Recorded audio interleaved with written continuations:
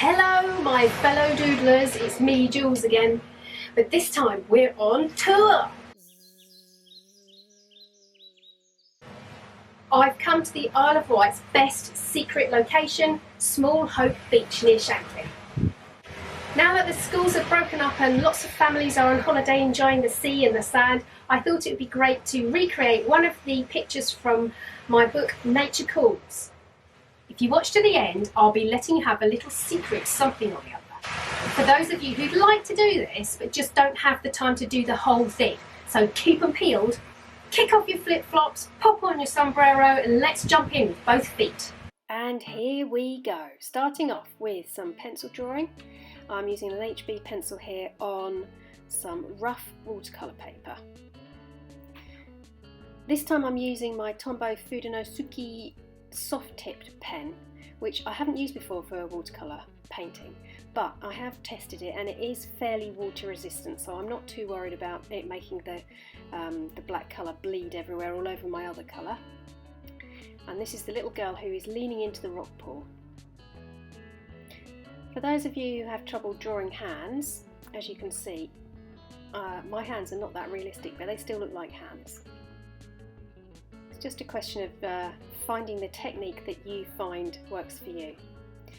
And some rocks in the background. When I'm doing the rocks, I'm holding my pen quite far down the end of the pen, and it just gives it a little bit more of a sort of jiggly effect, makes it look more like a rock. Here's my little happy lobster. I've given him some spots along his claws just to give a bit of texture. And this is an anemone, starfish,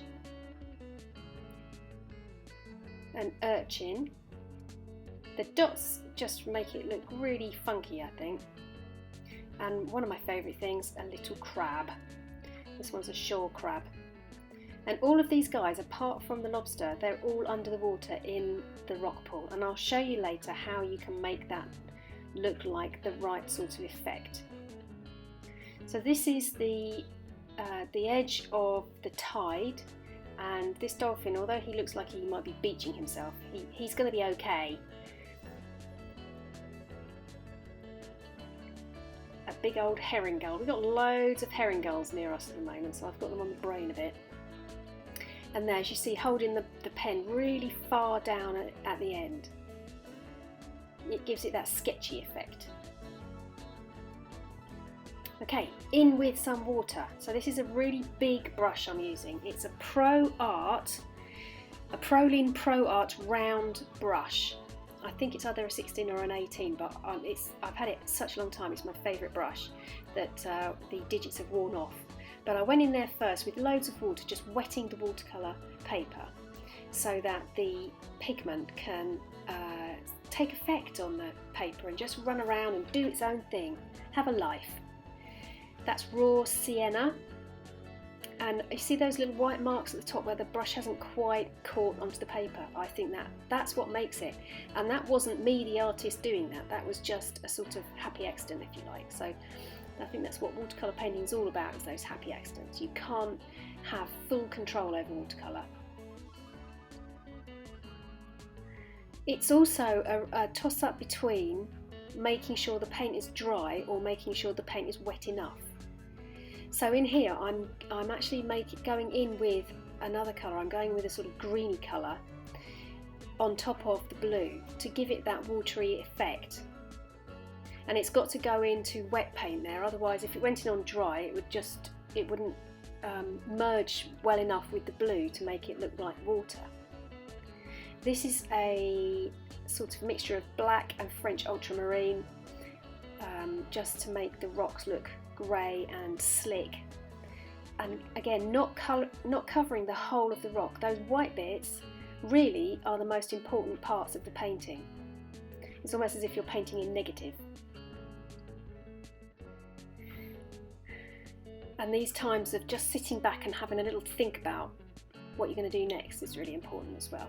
So I'm going to use pink for the little girl's swimsuit there, but as you can see it's a little tiny bit of bleed through, so I just dabbed it with a tissue, and I'm going to leave that to dry as long as possible, because although I'm mixing up the skin colour, when I went back to do it, I thought no, that's going to bleed into the swimsuit. So I'll leave that, and I'll do the hat next, because the hat is next to the dried sand.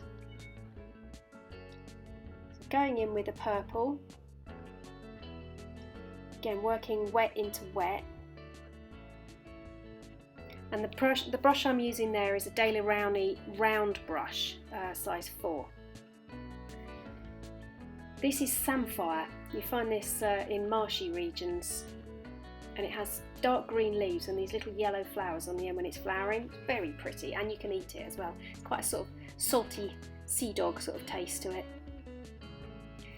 The limpets, I'm just going to give them a little bit of dark ultramarine around the bottom, around the base of each one, to show that there's a bit of shadow going on. And the same here with this starfish, just trying to imagine where the light is going to be hitting it, and leaving it lighter at where the light's hitting it, and darker areas where it's in shadow. And the same here with this little urchin, so darker down the bottom and some of those ridges. And then this is our little prawn or shrimp, and he's a sad looking fellow. I didn't mean to make him look sad, but I think he just is a sad chap. Now the crab, okay, gone in with some orange here, wet the brush, and then it's just water in the middle, and the cadmium orange, cadmium red, is just soaking into the middle to make the crab look more effective. And there, now the swimsuit's dry, going in with a skin tone, making sure I get enough underneath where her hair is going to be, and then whilst it's wet, whilst her face is wet, just going in with a couple of dots of sort of pinky colour, and then spreading it about a bit to make her look like she's got a sort of happy face and not sunburnt. Our lobster. Now lobsters, whilst they're still alive, are actually blue, so I'm going in with some cobalt blue and some cerulean blue mixed together, and then back in with some just water on the brush to move it around and let it do its own thing and wander around a bit. Darker at the bottom again, and remember he's on the rock, so we don't want him to look like he's underwater.